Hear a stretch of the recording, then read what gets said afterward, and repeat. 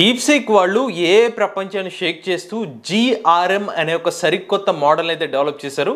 ఇది ఒక reasoning model అన్నమాట. అయితే ఈ GRM అంటే ఏంటి, ఇతర మోడల్స్ తో పోల్చుకున్నట్లయితే ఈ GRM ఎందుకు ఎఫెక్టివ్ గా పనిచేస్తుంది, పూర్తి సమాచారాన్ని ఈ రోజు మన AI టూల్స్ తెలుగు ఛానల్లో తెలుసుకుందాం. నమస్తే, నేను మీ కృష్ణ చైతన్య మండేలో, మీరు చూస్తున్నారు AI టూల్స్ తెలుగు.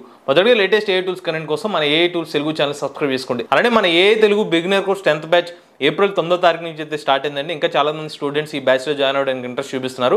ఎవరైనా ఇంట్రెస్ట్ ఉండి మన AI తెలుగు బిగినర్ కోర్సులో జాయిన్ అవుతాం అనుకుంటే స్క్రీన్ పై కనిపించే నెంబర్కి వాట్సాప్ చేయండి. DeepSeek వాళ్ళు తాజాగా GRM జనరేటివ్ రివార్డ్ మోడలింగ్ అనే ఒక సిస్టమ్తో అయితే వీళ్ళ మోడల్ అయితే డెవలప్ చేస్తున్నారు. ఇది స్పెసిఫిక్గా ఒక రీజనింగ్ మోడల్ అనమాట. మరి ఈ జనరేటివ్ రీజనింగ్ మోడల్ అంటే ఏంటో అర్థం చేసుకునే ముందు మనం ఎగ్జిస్టింగ్గా ఈ చాట్ బోర్డ్స్ ఏదైతే వర్క్ అవుతుందో, ఈ జనరేటివ్ చాట్ బోర్డ్స్ ఏదైతే యూస్ చేస్తున్నారో, ChatGPT కానివ్వండి, DeepSeek కానివ్వండి, మెటా వాళ్ళు యూస్ చేస్తున్న రెగ్యులర్ మోడల్ ఏంటో తెలుసుకుంటే మనకి GRM అంటే ఏంటో క్లియర్గా అర్థమవుతుంది. రెగ్యులర్గా వాడే DeepSeek కానివ్వండి, ChatGPT కానివ్వండి, మెటాలో వాడేవి RLHF అంటే రెయిన్ఫోర్స్మెంట్ లెర్నింగ్ హ్యూమన్ ఫీడ్బ్యాక్ ద్వారా ఈ పర్టికులర్ మోడల్స్ అయితే వర్క్ అవుతాయి. దాన్నే RLHF అని అయితే అంటాయి అనమాట. సో రెయిన్ఫోర్స్మెంట్ లెర్నింగ్ అంటే ఏంటంటే మనకి మనం వాడుతున్న DeepSeek కానివ్వండి, ChatGPT ఇటువంటి మోడల్స్లో మనం ఏదైనా ఒక ఇన్పుట్ ఇస్తాం, ఆ వచ్చిన అవుట్పుట్ని బట్టి మనకి ఇది తప్పు అంటే అది నేర్చుకుని మళ్ళీ కరెక్ట్ చేసుకుంటూ వెళ్తుంది. అదే రెయిన్ఫోర్స్మెంట్ లెర్నింగ్ అనమాట.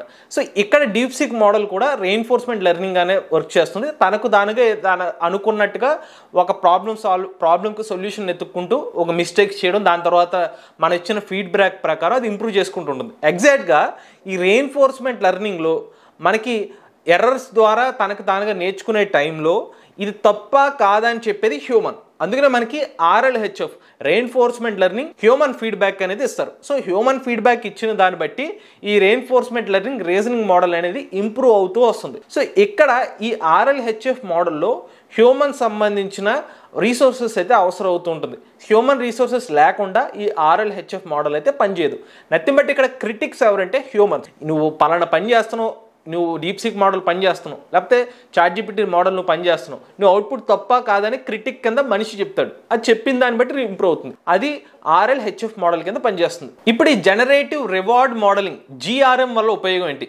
ఈ GRMలో క్రిటిక్ ఎవరైతే ఉంటారో ఆ క్రిటిక్ కానివ్వండి, పాసిబిలిటీస్ ఏదైతే ఉంటాయో అది తనకు తానుగా ఒక క్రిటిక్ని అయితే క్రియేట్ చేసుకుంటుంది. సో ఈ GRM మోడల్ ద్వారా ఒక రీజనింగ్ మోడల్లో ఒక ఆన్సర్ బయటకు వస్తే అది కరెక్టా కాదా అని కూడా ఏ మోడలే చెప్పుకుంటూ ఇది కరెక్టో కాదో ఒక క్రిటిక్ కింద వర్క్ చేస్తూ ఉంటూ ఇది తప్పు అయితే ఏంటి, లేకపోతే ఇది కరెక్టా కాదని మళ్ళీ దానికి సపోర్టింగ్ స్టేట్మెంట్స్ ఇస్తూ ఉంటుంది అనమాట. దాన్ని బట్టి GRM మోడల్ ద్వారా ఈ DeepSeek మోడల్ వాళ్ళు ఏం చేస్తున్నారంటే ఓన్గా ఆ పర్టికులర్ హ్యూమన్ ఫీడ్బ్యాక్ ని ఎలిమినేట్ చేస్తూ AI సంబంధించిన క్రిటిక్ ని ఇంట్రడ్యూస్ చేసి మరింత యాక్యురేట్ గా పనిచేసే అవకాశం ఉంటున్నట్టుగా DeepSeek మోడల్ అయితే చెప్తున్నారు. ఇక్కడ మనకి సెల్ఫ్ ప్రిన్సిపల్ క్రిటిక్స్ అయితే ఉంటాయి అనమాట. ఈ self principal critics nothing but ఆ AI మోడల్లో మళ్ళీ AI ఏజెంట్స్ ఉంటాయి. ఆ AI ఏజెంట్సే నువ్వు ఇచ్చిన రెస్పాన్స్ తప్పు అయి ఉండొచ్చు, దానికి కారణాలు అంటే అలా చెప్తుంది, లేదా నువ్వు ఇచ్చిన రెస్పాన్స్ కరెక్టే అని చెప్పి దానికి సపోర్టింగ్ స్టేట్మెంట్స్ ఇస్తూ ఉంటుంది. అలాగా ఈ GRM మోడల్ ఇంప్రూవ్ అవుతూ ఉంటుంది అనమాట. ఇక్కడ హ్యూమన్ పర్సన్ అనేవాళ్ళు ఎలిమినేట్ అయితే అవుతారు. ఈ GRM మోడల్కి 3 అడ్వాంటేజెస్ అయితే ఉన్నాయి. ఒకటి స్కేలబిలిటీ,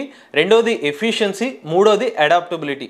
మనకి స్కేలబిలిటీ కానీ లేకపోతే ఎఫిషియన్సీ కానివ్వండి, ఈ అడాప్టబిలిటీ ఎందుకు పెరుగుతాయంటే మనుషులు ఎవరైతే వీళ్ళ జడ్జిమెంట్ ఇవ్వడానికి ఈ రెయిన్ఫోర్స్మెంట్ లెర్నింగ్ ప్రాసెస్లో మనకి హ్యూమన్ నుండి దానికి సంబంధించిన ఫీడ్బ్యాక్ ఇచ్చే టైంలో కొన్నిసార్లు హ్యూమన్కి కూడా రెస్పాన్స్ తెలియకపోవచ్చు, అది కరెక్టో కాదో జడ్జిమెంట్ ఇచ్చే అవకాశం లేకపోవచ్చు. అటువంటి టైంలో మళ్ళీ హ్యూమన్ కూడా టైం తీసుకుంటాడు. రెండోది అన్నిసార్లు హ్యూమన్ అవైలబిలిటీ ఉండకపోవచ్చు. ఇటువంటి టైంలో ఈ GRM మోడల్కి ఏ సెల్ఫ్ క్రిటిక్ కింద వర్క్ చేయడం వల్ల మనకి ఫాస్ట్గా రెస్పాన్స్ ఇస్తుంది. ఆ AI మోడల్ కూడా ఫాస్ట్గా లెర్న్ అయ్యే అవకాశం ఉంటుంది. కన్సిస్టెన్సీ కూడా మెయింటైన్ అవుతూ ఉంటుంది. సో రెగ్యులర్గా ఆ పర్టికులర్ AI మోడల్లో మనం ఉన్నా లేకపోయినా ఏ క్రిటిక్ కింద వర్క్ చేస్తూ ఆ మోడల్ని డెవలప్ చేసుకుంటూ వెళ్ళిపోతుంది. కాబట్టి దానికి మనకి కన్సిస్టెన్సీ కూడా ఉంటుంది. అడాప్టబిలిటీ ఎందుకంటే డిఫరెంట్ డొమైన్స్లో ఆ క్రిటిక్ కూడా ఏ వర్క్ అవడం వల్ల ఆ స్కేలబిలిటీ అయితే పెరుగుతూ ఉంటుంది అనమాట. సో దానివల్ల అడాప్టివిటీ కూడా పెరిగి ఆ మోడల్ డిఫరెంట్ సెగ్మెంట్స్లో కూడా బాగా పర్ఫామ్ చేసే అవకాశం ఉంటుంది అని చెప్పి DeepSeek వాళ్ళైతే దీన్ని ప్రొజెక్ట్ చేస్తున్నారు. ఇది చివరిగా మీకు ఒక ప్రశ్న ఉంటుంది.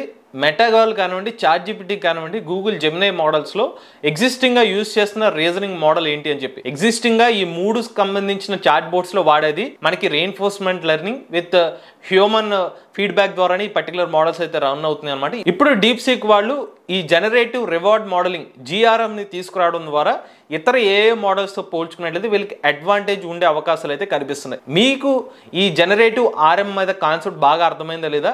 ఈ జిఆర్ఎం మోడల్ మీ అభిప్రాయం ప్రకారం అంటే మీ ఇందాక వరకు మెటా సంబంధించిన లేకపోతే చాట్‌జిపిటి సంబంధించిన జెమినై మోడల్ సంబంధించిన రెయిన్ఫోర్స్మెంట్ లింక్ మోడల్స్ ఎలా పనిచేస్తుందో తెలుసుకున్నారు. ఇప్పుడు జిఆర్ఎం కూడా ఎలా వర్క్ చేస్తుందో చెప్పారు. ఇది ఒక ఇండిపెండెంట్ క్రిటిక్ కింద వర్క్ చేస్తుందని చెప్తున్నారు. ఇది ఏ ప్రపంచాన్ని నెక్స్ట్ లెవెల్కి తీసుకెళ్తానని మీరు అభిప్రాయం పడుతున్నారా? మీ అభిప్రాయాన్ని కామెంట్ రూపంలో చెప్పండి. ఇటువంటి లేటెస్ట్ ఏ టూల్స్ కనెంట్ కోసం ఏ టూల్స్ తెలుగు ఛానల్ సబ్స్క్రైబ్ చేసుకోండి.